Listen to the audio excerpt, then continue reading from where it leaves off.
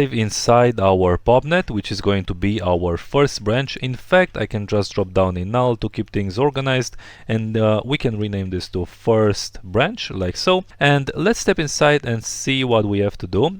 Maybe we can also just pin the viewport at the top level. So let's step inside here and let's go to our pop source. For our birth options here, I'm just going to set the life expectancy to a value of 10. So this will roughly mean that the particles will last for the entire duration of this animation, which is 240 frames, which is going to be 10 seconds. Now the first thing that we have to do is stick our particles to this surface. So let's do a geometry VOP, and to reference our geometry, let's go up and let's copy the null of our geo-remeshed. Let's go ahead and Control C, and I will go inside our PubNet back over here to the geometry VOP. Actually, let's rename this to stick to surface. And for our inputs, I'm going to place our remesh geometry in the first input. So I'll set this to SOP and paste the SOP path to our geo-remeshed over here. So now we can access this geometry from our op input 1. And from here, we are simply going to do a minimum position, so min pos, and we will base this on our current position. So I will just grab the P, and now if I plug the result in our P, this is essentially like a ray that's set to minimum distance. This is simply going to find the closest position on the helmet geometry from where our point currently is. So this is roughly going to give us what we want. If I reset the simulation and press play, we can see now that the points are sticking to the surface, but the problem that occurs here, if I play the simulation more frames, we can see over here around the eye region, some of these particles get stuck, so they have quite a consistent speed, and then they reach to certain points in our mesh and they become stuck like so. And this is also apparent here. So for example, if I follow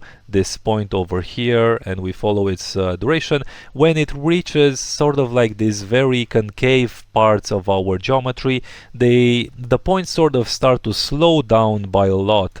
So what we want to do is maintain a sort of consistent speed and direction. This sticking problem that we are having with some of the points being slowed down in relation to the geometry is because even though we change direction for some of these points, when they reach certain parts, our velocity in fact is the same. So if I preview the velocity, we can see that we maintain the original velocity which we start with, even though the points are moving in really different directions. And if I were to disable this min pose operation for now, I'll just press Q on this, so our points are allowed to freely move.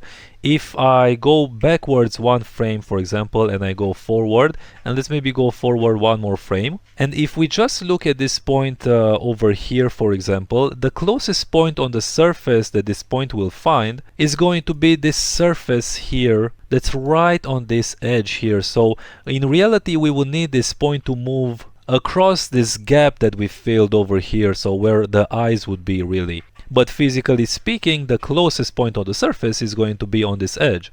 So this is why when we activate this, we can see we snap it to the edge, and even though our points are being pushed in this direction by the velocity, this minimum position is going to drag it down over on this side, and this is why we get this weird result.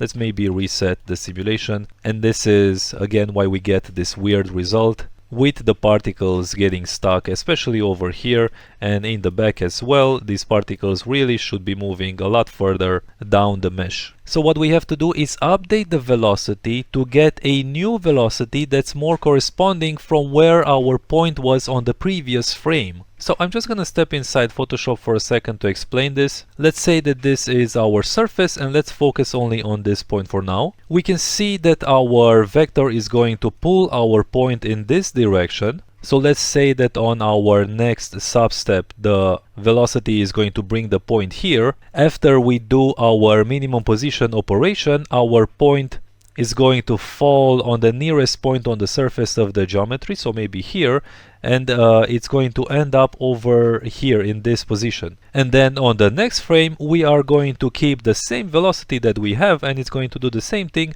and it's going to keep this velocity that we had on the previous frame. So it's going to be the same vector. Alright, but what we want to happen is on the next frame I want to compute this new vector that's being created after our minimum position. So I want our new velocity to be this vector right here, that's taken into account where it was on the previous frame and where it's landing after our minimum position. And this way on the next substep our vector is going to be pointing in this direction, which is going to be along the surface, and we are going to keep computing a new velocity that's going to be in relation with the surface, and this way we are going to achieve a smooth and consistent movement for all of our points. So let's go back inside of Houdini, and we know the position where our point is going to land in, and in order to reference the point from where it's starting, let's go up and we are going to use this pre-solve input to grab the initial position. So let's do a geometry VOP here.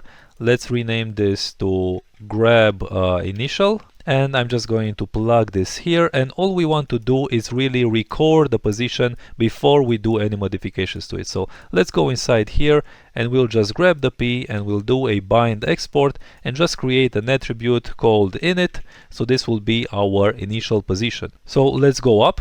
And this is the way the pre-solve and the post-solve operations work over here. So these two inputs, over on the pre-solve input we can do certain stuff and set parameters and attributes before we apply them to the actual point. So on the post-solve input is where we actually move our point with the velocity. And now what we can do is let's do another geometry VOP. Let's rename this to set new v, so set new velocity.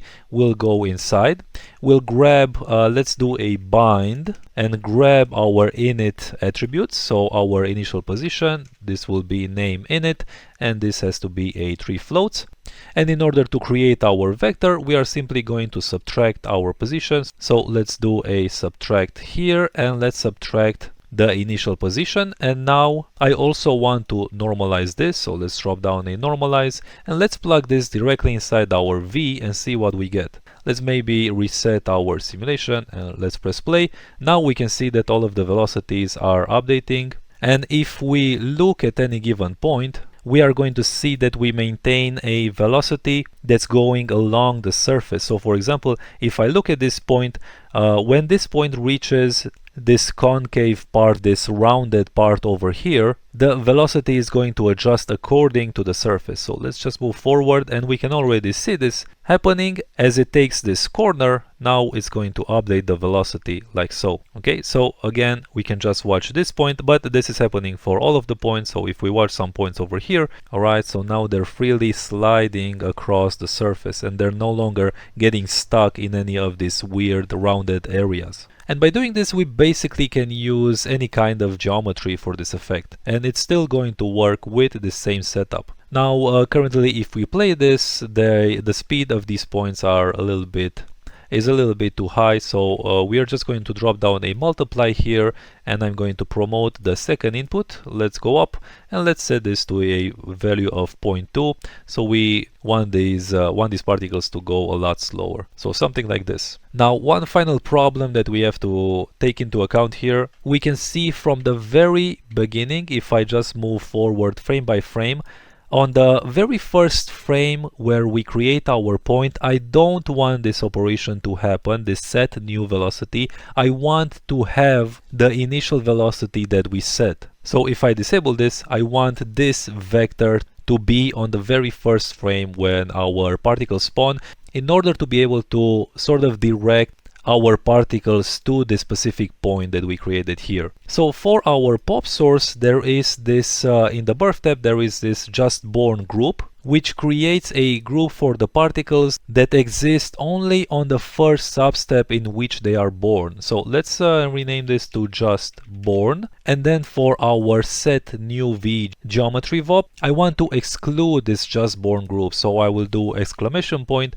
and type here just born, like so. Okay, so if I reset the simulation, let's just go frame by frame. Let's go forward. So on frame 4 we have our first points, and we will inherit the velocity that we set outside at the sublevel. So again, I'm just gonna go ahead and go up. This is the velocity that we want on our first frame in which the particles are spawned. So let's go back here, let's go inside, and then on the second frame this new velocity computation will happen, and the points will be able to slide across the geometry surface like so. Okay, and we can see that really this new velocity that we are creating here is really just to take into account the curvature of our mesh a little bit more. So we can see that as our points start to take this corner here, if I look at just this point, we can see now that the velocity slightly changes to account for this direction change. Okay, and for the most part, if I play the simulation, we have a pretty consistent speed. We can see that as they pass this nasty eye region, they no longer get stuck, and we still maintain a consistent speed. Now the direction changes slightly, especially these ones in the back.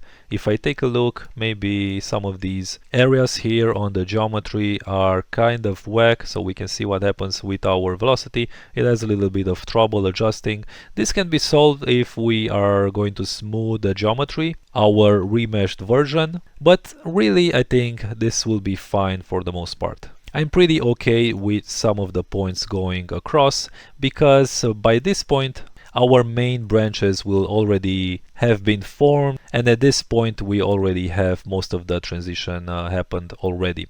As a final thing that I want to do here is maybe just add a little bit more variation in the speed. So over here we can grab our point number to generate a random seed. So let's grab our ptnum, do a random, and let's do a fit range on this and multiply our result.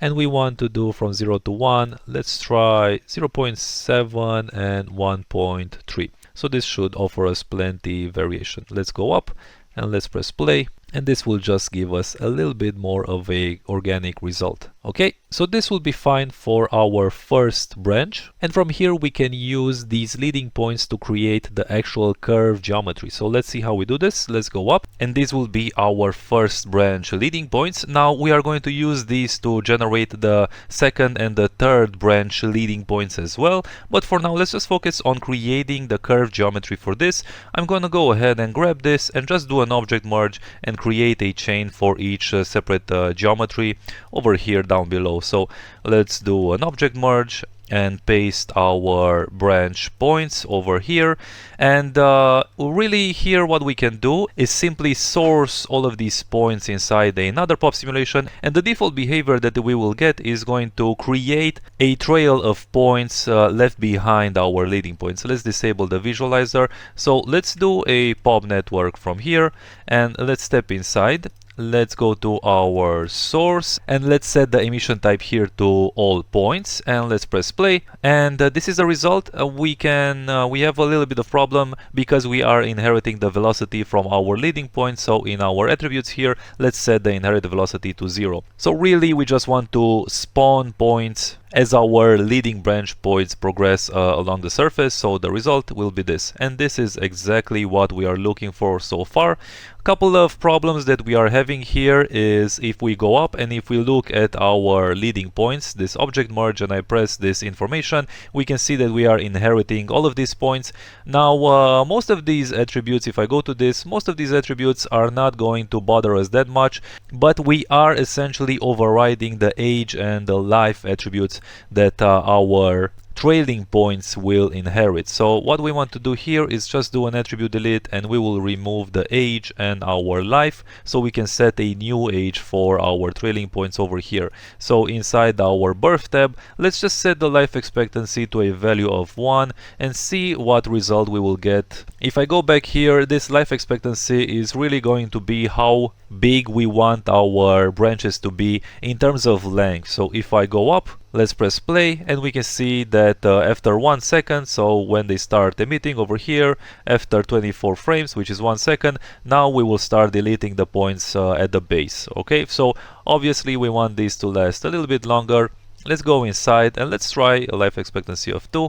Okay, so now they are a little bit longer, and this is probably what we want. Maybe let's go for a final value of 3 over here, and just make sure that at least for our initial branches, for our first branches, they are nice and long. But probably a value of 2 for this effect will do just fine. I'll just leave this at 3 and readjust later if needed.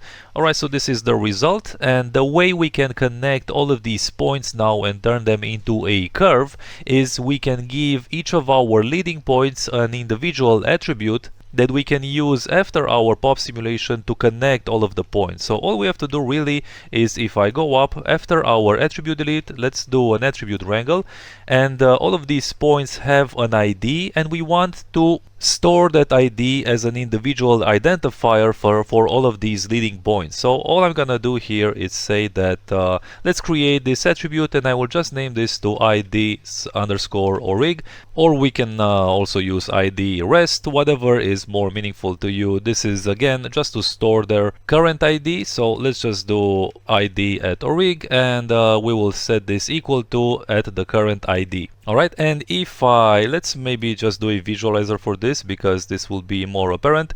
I'm going to visualize the ID orig over here. Let's turn on the visualizer, and I'll disable the V, and let's go here and make sure that this is a random.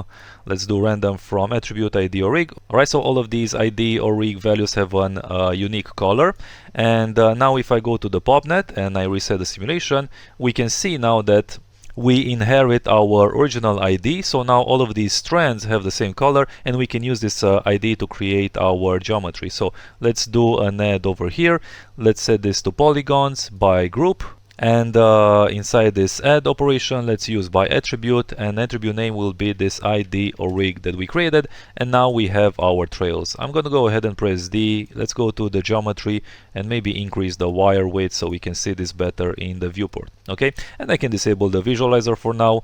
Hopefully this makes sense. We are just storing their original ID of our leading points, then all of our newly formed particles are going to inherit that attribute, and using that attribute we are going to connect all of the points. So this is what we end up with, and from here we can do a lot of stuff. So one of the things that I want to do is let's set the coloring for this. So I want the colors to be brighter near our leading points and then have a gradual fall off. So let's do an attribute VOP from here, and we can use the age for this. So let's step inside, let's grab our age, and we will do a fit range to further control this. Let's also plug a ramp parameter after, set this to a spline ramp, and we'll plug this inside the CD. I want to promote the source max for our age, and we can go up now and reset this ramp.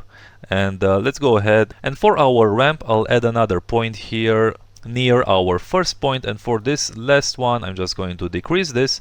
Alright, so here we have this gradual fading, which we talked about. And now if we increase this maximum value from our fit range, we can spread this ramp even more. So we can see that as I increase this, we can use a maximum value of 3 here, which essentially uses the entire length of our curve, since our maximum age is going to be 3. So we can use 3 if we want, or we can make this shorter, and this will be completely up to you to decide.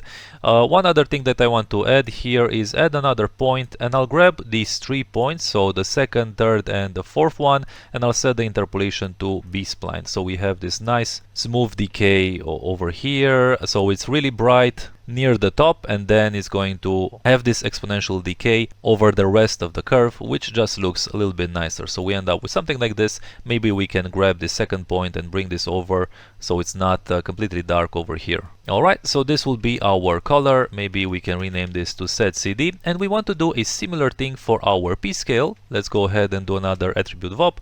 Let's rename this to set p-scale. Pretty much we can do the same thing. In fact, we can go ahead and just copy both of these nodes. Let's Control C. Let's step inside our new attribute VOP, and I'll paste these here. and let's make sure that this fit range is connecting to our age. And what I want to do here from our ramp is do a bind export and export this to a p-scale attribute. And we also want to have an additional control here. I'll just do a multiply and promote our second input, and this will be a global multiplier. So let's just rename this label to mult.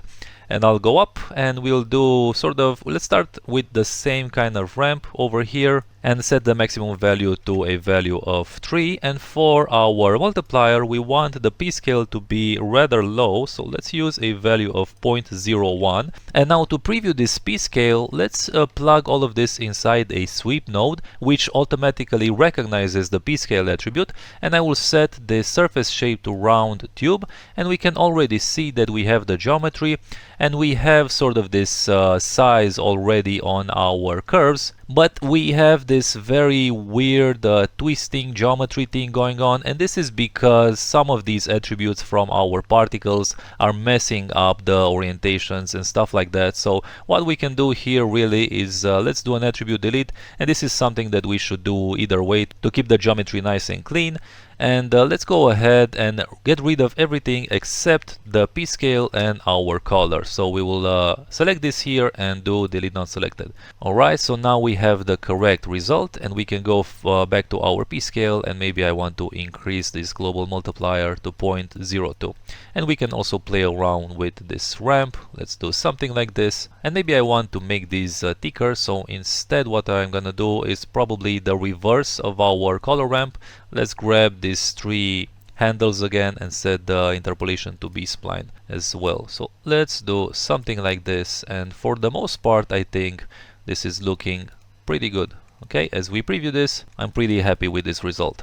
So it's nicely flowing along the surface, and we are off to a very good start. And this is really how we can turn these into geometries and render them. Of course, we don't really need this sweep node when we do our renderings, so we are in fact going to turn off the sweep node when we import the geometry into Solaris, because in Solaris this curve will already render with the p-scale thickness that we defined over here. So we don't need to be using actual geometry. Solaris by default is going to turn the curve into a geometry at render time. So it's going to be pretty fast to render this, and we don't have to worry about any weird issues that might happen. So we are going to follow this same structure for our secondary branch. So this will be our first branch, and our secondary branch and our third branch is going to look something like this as well. And then we are going to be able to control individually for any of the branches the fading of our colors and our p-scale and stuff like that. So we are going to have a lot of control.